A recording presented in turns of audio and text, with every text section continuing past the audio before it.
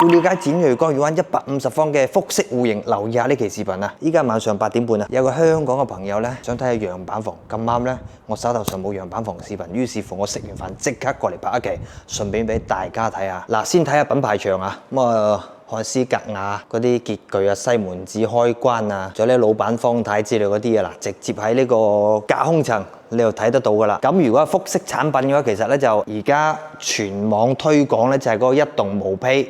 咁佢咧就10000叉起步，咁你當佢11000都得，因為咧中層單位咧其實計翻條數咧，佢哋12000嘅毛坯啊。咁如果你話你想買呢度嘅複式，咁又想上車成本慳啲，即係話佢幫你裝修咧，咁6棟啦，6棟可以揀嘅，你可以揀有大裝修啦，或者係揀毛坯，跟住仲有少少貨量咧就3棟同5棟啦。而我哋而家準備睇咧就5棟嘅一個創意板房，而家上到嚟呢個3樓樣板房位置啦，一條電梯出到嚟呢個位置啊，公用嘅走貨通道，咁電梯再出翻嚟咧。咁有一個150方嘅戶型啦，但係呢度仲有戶㗎，咁已經交樓㗎應該。而通過呢個風雨連廊對面咧，同樣咁嘅格局咧就係有2戶嘅。咁開發商知道我要拍視頻啦，特登就留翻個板房俾我拍嘅，關翻門先，費事影響到隔離啊。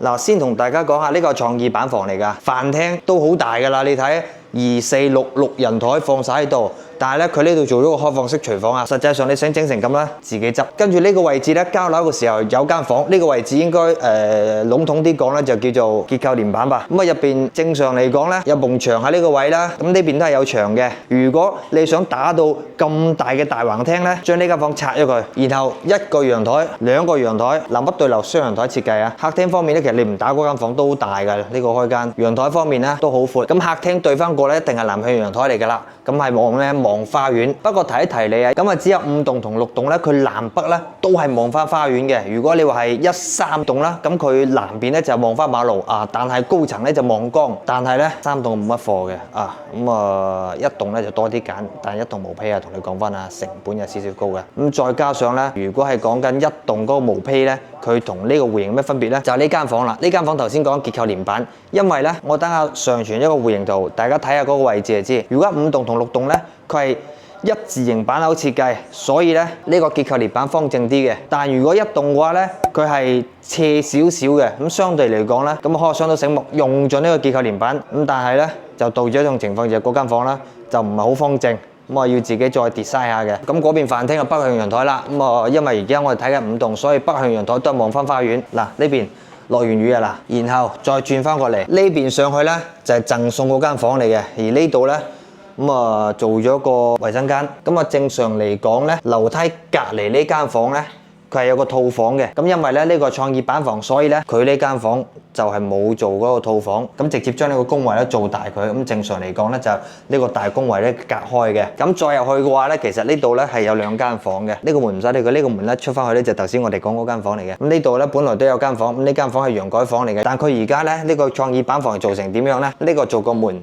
咁呢邊咧就做咗個大嘅衣帽間，咁呢邊咧就主人房啦。咁主人房過嚟洗手間嚟噶啦，嗱，我做埋浴缸添。咁因為咧呢個樣板房已經做咗個大衣帽間，所以咧佢呢邊咧你唔需要考慮佢有冇衣櫃。咁如果冇衣櫃嘅情況下咧，佢確實係好大嘅。但如果你話唔需要咁大個衣帽間嘅，冇所謂。戶型圖嗰度我都係話俾你知咧，正常嘅情況下，你個主人房點樣放衣櫃。而如果你唔做衣帽間嘅情況下咧，咁呢間房都可以做睡房啊。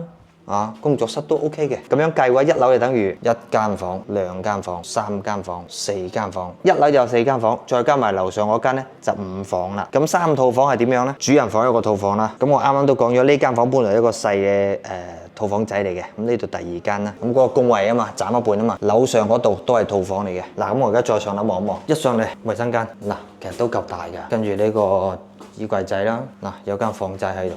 唔算大，因為真正嘅主人房喺1樓，咁呢間房你真係俾靚仔用又好，俾邊個用都 OK 嘅，或者你話攞嚟做機室啊。好啦，嗱，戶型方面咧，我哋介紹完嘅，咁啊大概可以點樣買咧？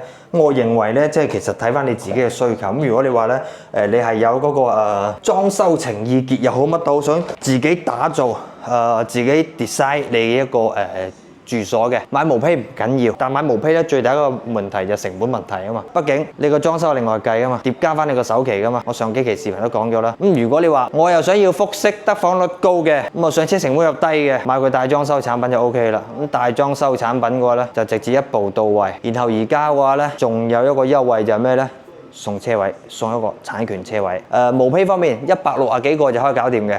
咁如果係大裝修方面咧，180、190左右啦。咁我如果要低層嘅，或者仲有幫你破底價咧，有需要了解中山樓市資訊或者呢個項目嘅，啲我。嗱，關注我啦！